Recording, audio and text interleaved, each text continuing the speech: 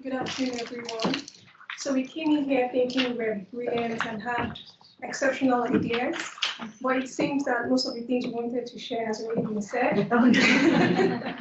But anyways, we're still going to go ahead. My name is Amaka, and I'm EMRAD's Innovation Lead.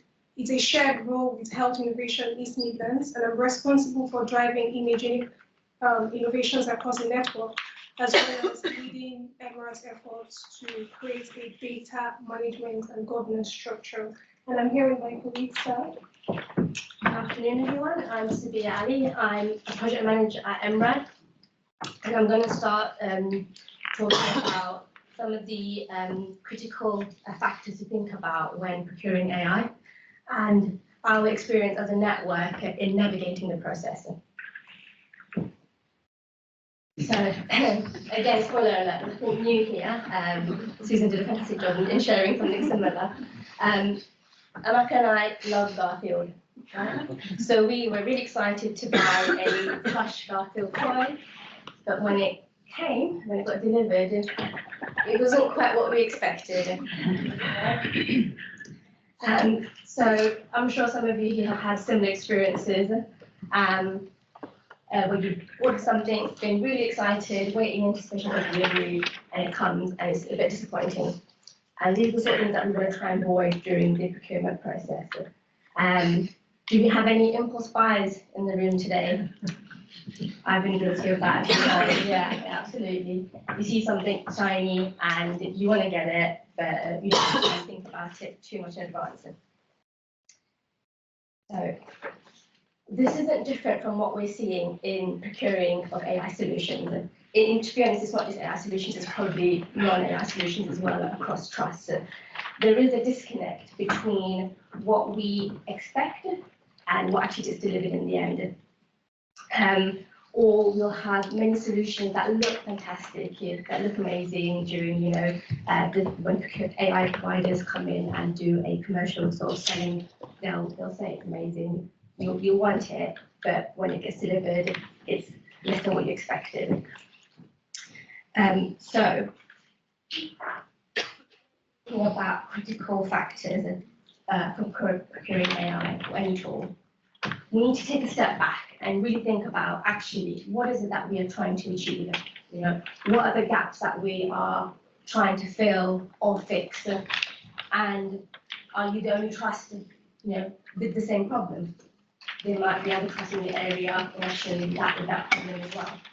So really thinking about exactly what we want to try and resolve. Many of the AI projects that we delivered in EMRAD and we've involved with, usually there's some funding that becomes available and then there's a massive scramble to procure a tool or a solution because there's a time constraint associated with that funding. Who here hasn't experienced that? I see lots of nodding of heads, yeah. So there actually isn't a lot of time to go through a full due diligence process before or during a procurement process. And that actually can inhibit the expectation versus what you're actually getting delivered in the end. And that's what we're trying to avoid. So in both cases, we want to make sure that a due diligence process is carried out beforehand. And if there is a time constraint, utilising learnings from other trusts to actually try and benefit from learnings. I think Amita went through the sort of framework. That's something in the future will be really helpful going forward. So, some people are still resistant to change, and I think Susan's models will really help here. Why fix what hasn't been broken? Why change a process that's been there since strategy? The last time a change was implemented, it didn't go well. So what makes the next one any better? How do we win hearts and minds? How do we build a culture that encourages true innovation? We think we can do this by breaking down barriers between trusts and talking to one another, taking learnings from one another, and sharing, bad stories as well. You're not the only one going through this, and it's really about what is each other going through, and how do we learn from that. Looking within trusts, also, what we see is that more often than not, there is a disconnect between the decision makers and the implementers. Right? We need to have a balanced middle ground between a bottom-up and a top-down approach. Again, Amita, I'm going to refer to your presentation from before, but when you talk about stakeholders, how do we engage the right stakeholders at the right time? You know, we need to have the staff and clinicians at the ground level dictating what is it that we actually need, what is it that we want to achieve, and then engaging the right senior stakeholders at the top to help connect us to each other, connect us at a network level, at a regional level, support centralized procurements and centralized deployments where possible, and achieve those economies of scale.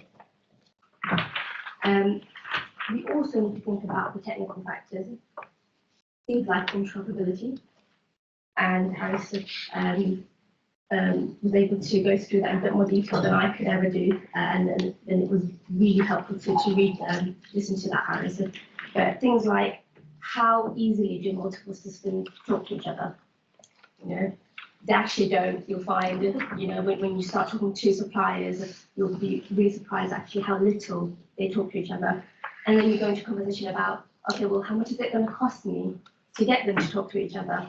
You know, and then it comes back to actually you signed a contract with your main provider 10 years ago, and to do any little connection is going to cost at least £10,000, maybe more. And what implications does this have at a contractual and IG level? You know, it's not just your main tax provider or your main risk provider. They all have sub-providers. So then you've got data agreements between yourself, the main provider, their agreements, and then their agreements. So then before you know it, you'll have multiple levels of contracts and data sharing to have to sift through and work your way around. So the more we collaborate and the more we share data and the more we move towards cloud-hosted solutions, the more we need to think about these sort of implications, these factors, and the security of patient data. And really what we want to get to is the right balance of true innovation whilst maintaining business as usual services, clinical safety, data security, staff satisfaction, and patient care. So my view is that navigating the procurement process is like navigating a maze that has new walls. You know, one path will close up while another path opens up. It's ever changing, it's dynamic, and this could be because of new legislation, new policies, evolving departments, changing priorities within trusts. So you're having to wade through a lot of different challenges when going through the procurement process.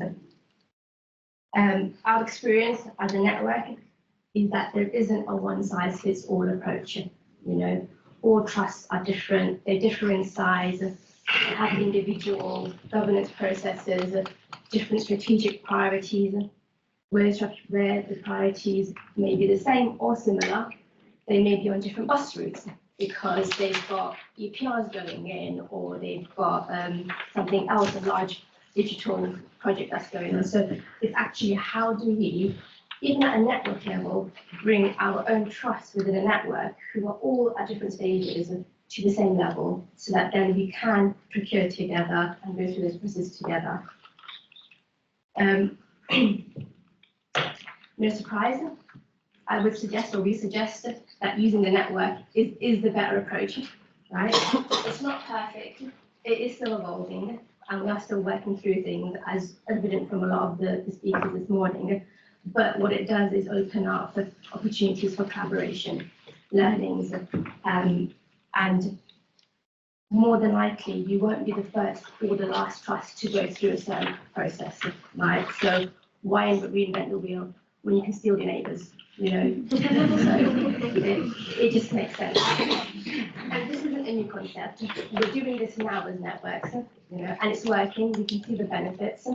At EMRAD, we've done joint network procurements for projects such as IRID for CDS, AIDF, which has been talked about quite a lot today as well. So it is working, and if we continue to learn from each other in that way, and I thought we can take it forward as well.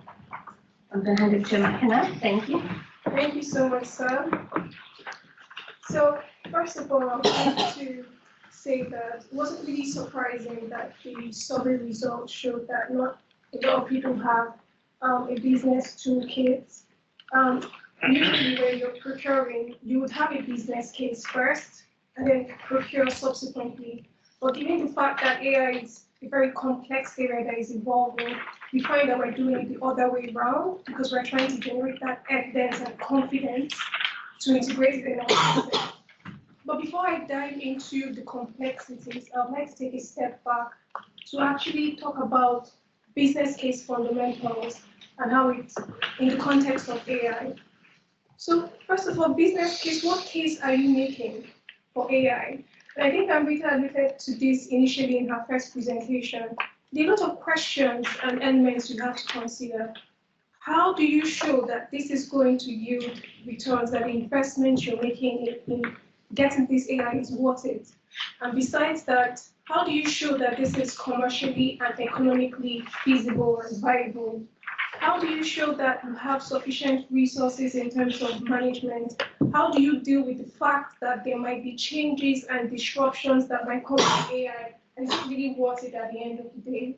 When you think you've ticked all those boxes, you move to the next stage. And I think a lot of us have alluded to this several in different presentations. Who are you making the case to? So people have their different perspectives and their different interests and different priorities, just as at an individual level. Then you come to the network and trust levels, different strategies, different priorities. So you might have the best things in sliced bread, you have evidence generated and all of that, but guess what? People don't care about it. So what happens is that you can force your way through and get that AI solution, and it's not being deployed optimally, or people just don't use it. And that's like waste of money at the end of the day. But besides that, you have several extenuating factors and circumstances that are beyond your control, like policies, regulatory changes, and all of that, frameworks that you have to keep on moving with. But then another fundamental question is, what's the value of AI? What is valuable to you might not be valuable to the next person, and how do you actually measure it? And even if you're able to measure it, how do you factor in other factors like technical factors, the costing of the AI solution? So those are some of the fundamentals on one side. But then moving to the complexities, it's like you have a wonderful tool, you've done the POCs and whatever, but you can't crunch the numbers to make a case for it. And you see that what we're doing is we're putting in a lot of effort into evidence generation through proof of concepts, health economic assessment. But I feel the reason we're not having that ability to have a robust business case is because we're doing it in silos. It's very fragmented. So this trust does this, this other network is doing this, and then the numbers don't add up at the end of the day. And one of the reasons is something we alluded to earlier in the session. I'll just smile, just like everyone is taking our point. It's because everyone is working, they have like their pet projects that is aligned to their research interests. But how do you tie that to the need of the system? That's really difficult to do. And that's where the data side of things kind of comes in. How do you use insights from your network or your system to kind of identify where the needs are? It's very easy to say, let's find out what the needs are. Part of my role was speaking with people in the system to ask them, what are your needs? What are the gaps? What are the opportunities for AI? And you'll be so surprised to find out that some people do not know, or people know, but it's just based on their own personal opinion. So how do you tie people's personal opinions to form a holistic whole as to what a system needs for AI? That's really difficult.